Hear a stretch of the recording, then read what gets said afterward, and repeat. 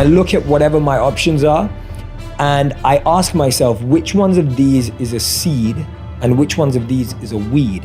Right. Because the incredible thing in our garden is that weeds end up looking like seeds and can confuse you. When you respond to positivity in your life, it just increases. When you respond to the negativity in your life, it just increases. And so trying to get someone to like you and defend yourself and control how they feel about you, it wastes and drains so much energy. And you could use all that energy for the people that love you. You know who you are when no one's watching. Like what you do when no one's watching, that's who you are. 10, I got a top 10. Got my motivation high for my top 10. Gotta learn from the wise women and men. All my life, like 9 and 9. For my top 10, top 10, 9 and 9. This one's for my top 10.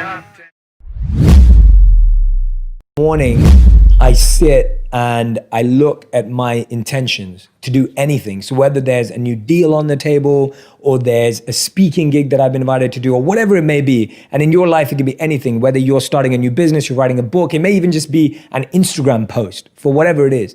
And I look at whatever my options are and I ask myself, which ones of these is a seed and which ones of these is a weed? Right. Because the incredible thing in our garden is that weeds end up looking like seeds and can confuse you. 100%. So often that thing that's giving you ego and pride and fame and control and power looks like it's amazing. Right. But actually it's just strangling you. 100%. So every day what I'll do is I'll look at the garden of my life and I will try and unweed my garden. So I'll look at everyone and be like, why am I doing that? And ask myself, why am I doing that? And if the answer is not love, compassion, empathy, growth, right, personal push, sacrifice, service, if the answer is the opposite, greed, money, power, fame, if those are my reasons, right, then I have to take that weed out. 100%. I have to pull it out because if I don't pull it out, that weed's gonna keep growing. Right. And one day it's gonna be so big, right, that I wouldn't even have seen it. Thought that I love, which says, you know who you are when no one's watching. Like what you do when no one's watching, that's who you are. Yeah. So we all know when we're alone whether we choose meditation or Netflix. Like we know when we're alone whether we choose, for a lot of people out there, whether they choose reading books and learning or pornography, right? You know when you're alone what you choose. Yeah. And I think that really helps you overcome your ego, because when we reflect on ourselves when no one's around, that's when we're truly uncovering who we are. One of the points, that, and I'm getting to the ego point, but, and I loved what you just said now, that if you sat here and said, I have no ego, you can't say that. And I agree with the same for myself. If I sat here and said I had no ego, that would be a complete lie. And there's a beautiful story of Benjamin Franklin, that he had his 13 precepts before he died. He had 13 qualities that he wanted to attain in life before he passed away. They included things like integrity, simplicity, honesty, virtue, etc. So these were his 13 set. And at the end of his life, he was asked, which one did you not attain? And he said the 13th one. And they said, what was that? And he said, humility. And that, for me, almost means that he conquered it, because, you know, he was able to accept that he didn't conquer humility. That's almost like how he ended it. Yeah. And I was like, this is amazing, you know? And it's true story. And 13 Precepts are great. Read the book. It's there, Benjamin Franklin's book. And so the reason why I'm sharing that story is because the way you overcome your ego is to recognize that you're simply a channel or an instrument. When you recognize that you're an instrument, and whether you believe in the universe, whether you believe in power, whether you just believe in mentorship, you recognize that everything you're giving is because someone's given to you and someone's given to that person. And therefore you're becoming a vessel, an instrument, a vehicle for the greatest powers in the world, and just being a channel for that. And that allows you to feel two things. One thing is you feel liberated, because now it's no longer your burden. It's not like, oh my God, I've got to be the most amazing person in the world. It's not like, oh my God, it's all on me. You're actually like, wow, actually, yeah, I learned from that teacher and that teacher and that teacher and that teacher. And now I'm just a vessel for everything that I've gained. And I'm able to channel it and transfer it to others. So it liberates you from the pressure and the burden of like, oh my God, like everyone's expecting me to give the best talk of my life. Like, you know, but when you realize that you're not, you're just a channel and you're just a transfer mechanism. And the second thing that it does is that it allows you, whenever your ego gets in the way and says, yeah, we're doing well. Like I did that. You start recognizing and you get perspective and gratitude on the fact that no, actually, I'm going to pass this, whatever good's happening in my life, pass it to my teachers, pass it to the people that shared it with me.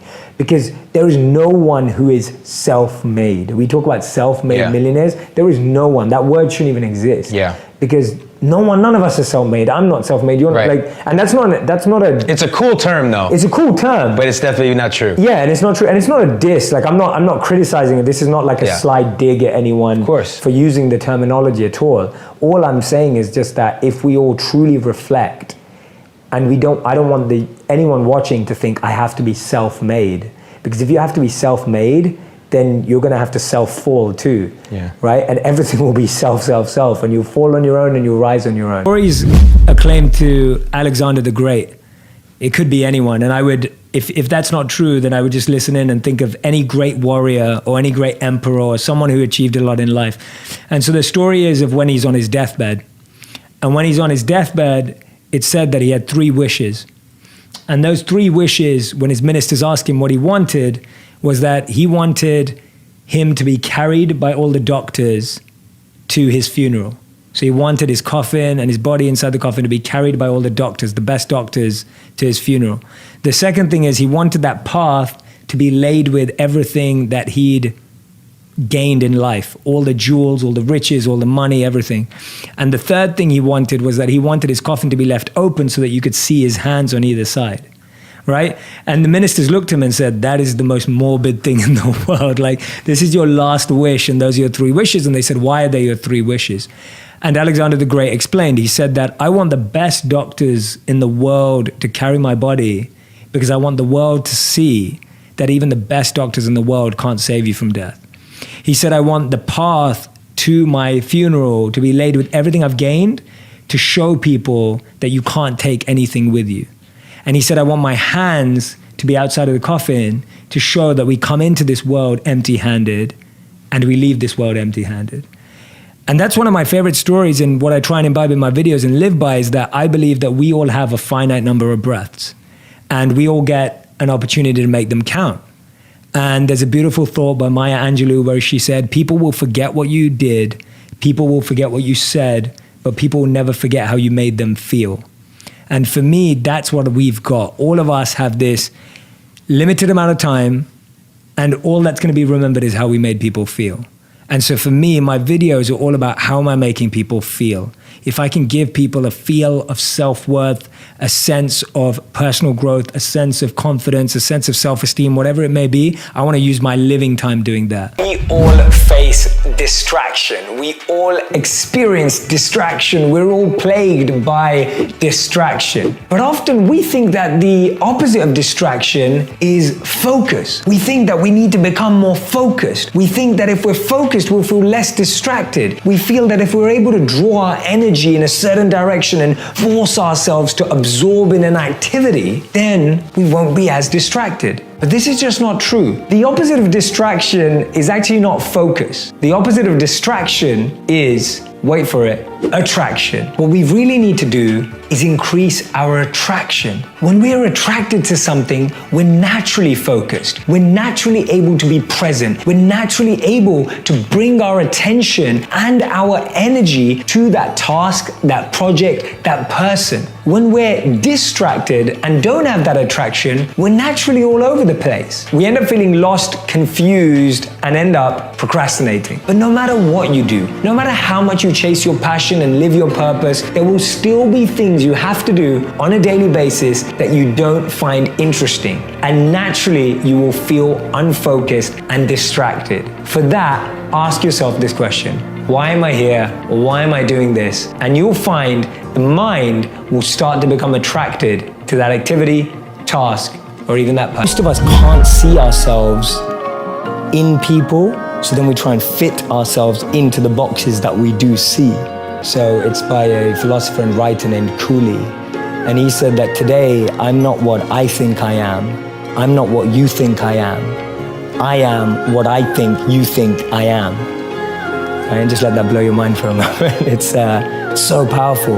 I'm not what I think I am. I'm not what you think I am. I am what I think you think I am. So we live in this perception of a perception of ourselves. Hence, my identity is made by what my parents think I should be. My identity is made up by what my college or university thinks I should achieve. While you're living in that bubble and that echo chamber, getting to what you really want to do is impossible. And often the advice I give to people today is fast forward where you are, look at yourself in 10, 15, 20 years' time, and ask yourself the question, is that where I want to be? If you're in a company, look at the person who's 20 years ahead of you and ask yourself, is that where I want to be? If you're in a startup, look at where other startups have got to in similar roles and go, is that where I want to be? And if the answer is no, then you need to find a new path. I think the big thing is we all are looking for role models when we're growing up. Like I feel like we all had someone we looked up to. And I was just fortunate, and I have to owe it to fortune and grace that I was so fortunate that when I was 18, one of my role models became a monk. Because my role models were celebrities, CEOs, entrepreneurs, incredible people who were achieving a lot in the world. But when I met him, I got to meet someone who was truly happy. And I think we meet a lot of people who have a lot of money, who have a lot of success at a young age, but you rarely meet someone who's truly happy. And I think everyone who's listening right now or watching will be able to remember a time when they felt they met someone who is happy. And I'm sure that's a rare memory, but it exists. And I was so captivated by that happiness that I felt this person was experiencing that I was like, I want that. You know, and you feel that. Like I always say that it's always the common denominator in the room. If you're in a room with someone who has millions of followers, you'll be like, oh, I want that. And if you're in the room with someone who has a yacht, you'll be like, oh, I want a yacht. And if someone lives in a fancy home, you'll be like, oh, I want a fancy home. Like we always want what we feel in the room. Like the person who has the most in the room becomes the most desirable. But for me, I was so fortunate to be in a room where someone was happy, and that became the most desirable thing.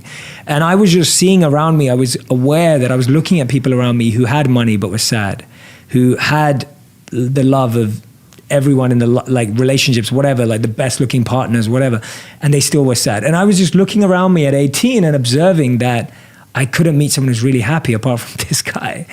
And so it's like, I want that. So I ended up spending all my summer holidays from aged 18 to 22, half of them in bars, steakhouses, and working in the world of finance in London, and the other half living as a monk in India. So I call it my first ever split test, or my A/B test, where I was literally like, I'm gonna live the paradox. Like I'm gonna go from living up large, like, you know, having fun, having the best relationships, drinking, going out, whatever it is, and I'm gonna compare that to the opposite. And I can totally say by doing that experiment 4 years later, I was convinced that the experiment of living as a monk was more meaningful, more purposeful, and made me more happy. So I was like, it's a no-brainer.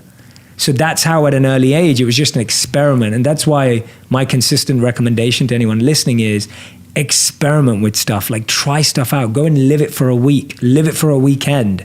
Don't just think about it in your head. Like get out of your head and get into action. So if I just thought about it, I probably wouldn't have done it. But getting to experiment with it taught me. That detachment, I'm just like, that I think is one of the hardest things that we face today. It is, 100%. And one of the ways we were trained, and I'm not recommending this to anyone watching, I'm just sharing how much we are obsessed and addicted to the body. We were trained to not look in the mirror. Oh, wow. So I didn't look in a mirror for like 3 years. Wow. Right? Like effectively. No way. Effectively, yeah. As in, I looked in the mirror now and again when I had to shave my head or like whatever, like, right. But you don't look in a mirror to look at your appearance. I'm not saying that, I don't recommend that before you go to work tomorrow or anything like that, but just listen to the principle carefully. You're gonna get a, yeah. Jay, I can't even, what do I look like? Yeah, what do I look like? No, so the reason is, and that's the reason why monks have shaved heads too, because you focus less on your physical appearance. You spend less time on your physical appearance. What that allows you to do is it literally dissolves your understanding of your physical presence, which means all you have to deal with is the inside. Just think about how much attention it takes to keep ourselves well groomed, to take care of ourselves, to our ego and attachment to how good we look in the day. And I have it too, right? We all have it. Like I'm not saying I'm detached from that. But what I'm saying is that we were trained in the belief that if you're able to switch off and close your eyes, why do we close our eyes when we meditate? Right. It's because it detaches us from the physical presence of where we are so that we can go inside. Imagine you wake up every day with $86,400 in your bank account. And at the end of the night, it's all gone. whether you spent it or not. And then the next day, you get another $86,400. What would we do with it? Every day, 86,400 seconds are deposited into your life account. At the end of the day, once they're all used up, you get a new 86,400 seconds. We would never waste it if it was money, so why do we waste it when it comes to time? Those seconds are so much more powerful than dollars, because you can always make more dollars, you can't always make more. I feel like we give our toxic relationships and negativity so much energy. We're like for example, in your comment section on Instagram, for anyone who's on social media, for everyone who's on social media, you could pinpoint the one negative comment out of 100 positive comments, and we all do it. We amplify the negative, and you see it all the time. And we do the same in our lives, where we sit here talking about all the toxicity.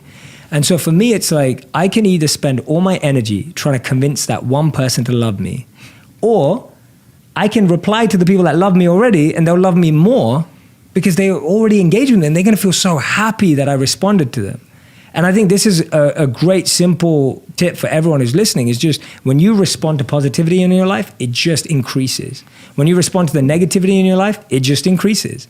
And so trying to get someone to like you and defend yourself and control how they feel about you, it wastes and drains so much energy. And you could use all that energy for the people that love you. When we were put out on the streets with nothing but had to fend for ourselves. And you recognize how you can actually live with very little, and how you need very little to get by. Whether it was fasting, like not being able to eat for several days or drink for several days, you recognize how grateful you are for what you do have. And so these mini experiments that are very extreme, that I'm not saying anyone has to do, and I'm not recommending anyone at home to do them. All I'm trying to say is that the body is like a vehicle. We have to take care of it. Just as you have a nice car, you got to take care of that nice car. But if you don't feed the driver, that car's not going anywhere. And so many of us have become more addicted to the vehicle than we have to the driver inside.